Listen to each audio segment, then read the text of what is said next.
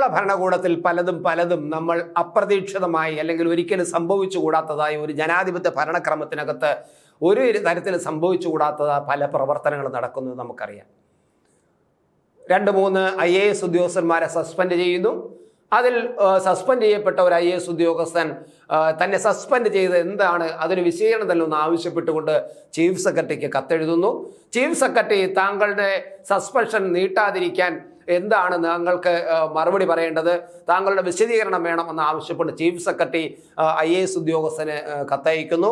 IAS ഉദ്യോഗസ്ഥൻ തിരിച്ച് ആ കത്തിന് മറുപടി പറയുന്നത് നിങ്ങൾ എന്തുദ്ദേശിച്ചാണ്, ഏത് ചട്ടങ്ങൾ അനുസരിച്ചാണ്, എന്ത് രീതിയിലാണ് നിങ്ങൾ എനിക്കെതിരെ നടപടിയെടുത്തത്, അതിൻ്റെ വിശദീകരണം വേണം എന്ന് അങ്ങോട്ട് ആവശ്യപ്പെടുന്നു. നോക്കുക, എന്തൊരു ഗംഭീരമായ ഭരണമാണ് ഇവിടെ നടക്കുന്നത് എന്ന്. ചീഫ് സെക്രട്ടറിക്ക് ചോദ്യം ചെയ്തുകൊണ്ട് IASകാരൻ പിന്നെ കത്തെഴുതുന്നു. ചീഫ് സെക്രട്ടറി വിശദീകരണം ചോദിച്ചുകൊണ്ട് IASകാരന് കത്തെഴുതുന്നു. IASകാരൻ വീണ്ടും ചീഫ് സെക്രട്ടറിയോട് ചോദ്യങ്ങൾ ചോദിച്ചുകൊണ്ട് ഇങ്ങനെ നിരന്തരം കത്തെഴുതിക്കൊണ്ടേയിരിക്കുന്നു.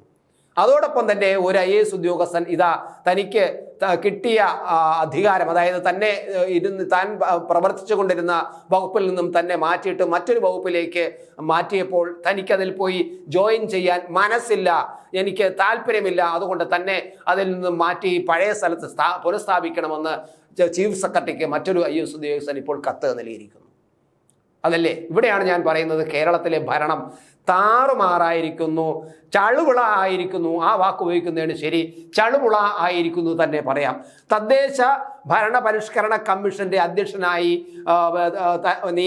തന്നെ നിയമിച്ച നടപടി സുപ്രീം കോടതി ഉത്തരവിന്റെ ലംഘനമാണെന്ന നിയമനം ഉത്തരവ് റദ്ദാക്കണമെന്നുമാണ് ഇപ്പോൾ കൃഷി വകുപ്പ് പ്രിൻസിപ്പൽ സെക്രട്ടറി ആയിരുന്ന B. Ashok chief secretary Sharada Muraleedharan ഇപ്പോൾ കത്തയച്ചിരിക്കുന്നത്. ഞാൻ നേരത്തെ പറഞ്ഞു, ഉദ്യോഗസ്ഥന്മാരെ IAS പിന്നെ ചീഫ് സെക്രട്ടറിയെ ചോദ്യം ചെയ്തുകൊണ്ടുള്ള കത്തുകൾ സസ്പെൻഷനിലായിരിക്കുന്ന IASകാരൻ എഴുതിയിരിക്കുമ്പോൾ ഇപ്പോൾ സസ്പെൻഷനിലാവാതെ ഒരു വകുപ്പ് മാറ്റം നടത്തിയ ഒരു IAS ഉദ്യോഗസ്ഥൻ എന്തടിസ്ഥാനത്തിൽ നിങ്ങൾ എന്നെ വകുപ്പ് മാറ്റി, സുപ്രീം കോടതിയുടെ വിധി ലംഘിച്ചുകൊണ്ടാണ് നിങ്ങൾ എന്നെ വകുപ്പ് മാറ്റിയിരിക്കുന്നത്, അതുകൊണ്ട് ഒരു കാരണവശാലും ആ വകുപ്പ് മാറ്റം ഞാൻ അംഗീകരിക്കില്ല എന്ന് മറ്റൊരു IAS ഓഫീസർ, അത് senior IAS officer chief secretary കത്തെഴുതുന്നു. തന്നെ സെക്രട്ടേറിയറ്റിന് പുറത്തുള്ള തസ്തികയിലേക്ക് മാറ്റിയ സർക്കാരിനെതിരെ നിയമ പോരാട്ടത്തിനെ കുറിച്ചുള്ള നീക്കമാണ് അശോകന്റെ ഈ കത്തിൽ നിന്ന് നമുക്ക് മനസ്സിലാക്കാൻ കഴിയുന്നത്.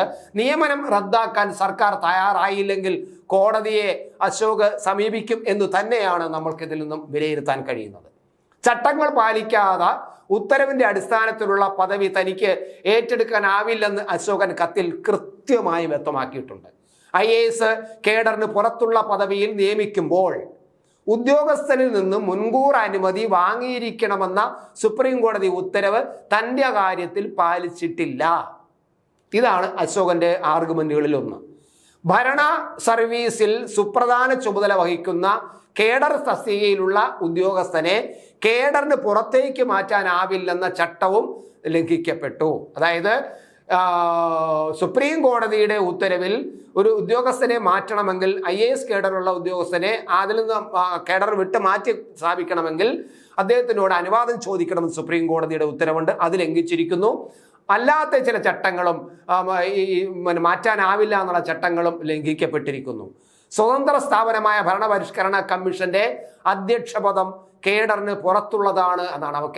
ഈ IAS കേഡറിന് പുറത്തുള്ളതാണ് ഇപ്പോൾ അദ്ദേഹത്തിന് നിയമിക്കാൻ ഉപയോഗിച്ചിരിക്കുന്ന വകുപ്പ്, അതുകൊണ്ട് അത് ഏറ്റെടുക്കില്ല, ഒരു കാരണവശാലും ഞാൻ എടുക്കാനാവില്ല എന്ന് തന്നെയാണ് അശോകൻ പിന്നെ ചീഫ് സെക്രട്ടറിക്ക് കത്തയച്ചിരിക്കുന്നത്. ഒരു വലിയ ഭരണ പ്രതിസന്ധി തന്നെയാണ് അതിൽ നിന്നും ഉടലെടുക്കാൻ പോകുന്നത്.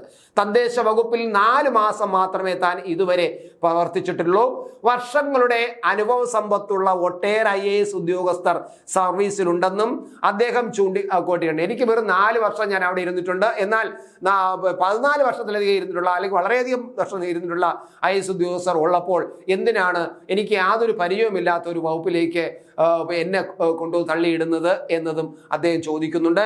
പദവി ഏറ്റെടുക്കാനാവില്ലെന്ന് അശോകൻ വ്യക്തമാക്കിയതോടെ IAS തലപ്പത്ത് പോര് മുറുകുകയാണ് ഇപ്പോൾ. ഏതാനും ആഴ്ചകൾക്കിടെ സർക്കാരിന്റെ നടപടി ചോദ്യം ചെയ്ത് ചീഫ് സെക്രട്ടറിക്ക് കത്തയച്ച രണ്ടാമത്തെ ഉദ്യോഗസ്ഥനാണ് അശോക് എന്നത്. നേരത്തെ ഞാൻ പറഞ്ഞു പ്രശാന്താണ്. അഡീഷണൽ ചീഫ് സെക്രട്ടറി വിജയതിലകനെ സാമൂഹ്യ മാധ്യമത്തിൽ അധിക്ഷേപിച്ചതിന്റെ പേരിൽ തന്നെ സസ്പെൻഡ് ചെയ്ത് അനീതിയാണെന്ന് കാട്ടി IAS ഉദ്യോഗസ്ഥൻ N പ്രശാന്ത് നേരത്തെ രംഗത്ത് വന്നിരുന്നത് നമ്മളിപ്പോൾ ഓർമ്മിക്കേണ്ടതാണ്. ഞാനത് ആദ്യമേ പറഞ്ഞു കഴിയുകയും ചെയ്തു. എന്തായാലും കേരളത്തിന്റെ ഭരണം വളരെ തകൃതിയായി നടക്കുന്നു തന്നെയാണ് നമുക്ക് മനസ്സിലാക്കാൻ.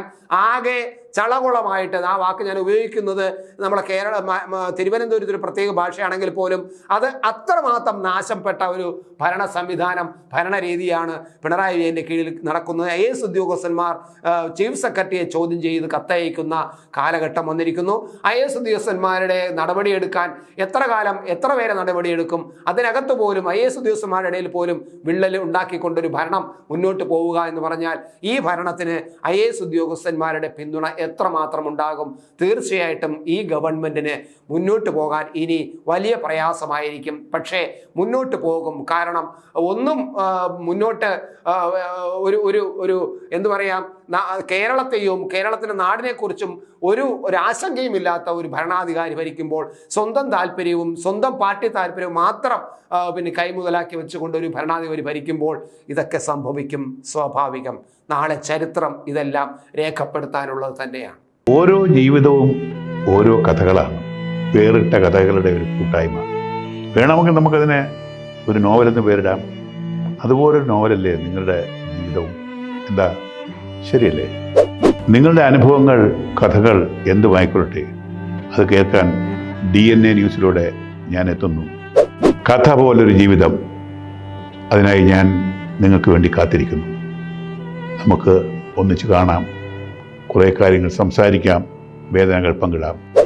നിങ്ങളുടെ വിഷയങ്ങൾ, അനുഭവങ്ങൾ അത് ഞങ്ങളെ അറിയിക്കേണ്ട വിലാസം താഴെ കൊടുക്കുന്നു.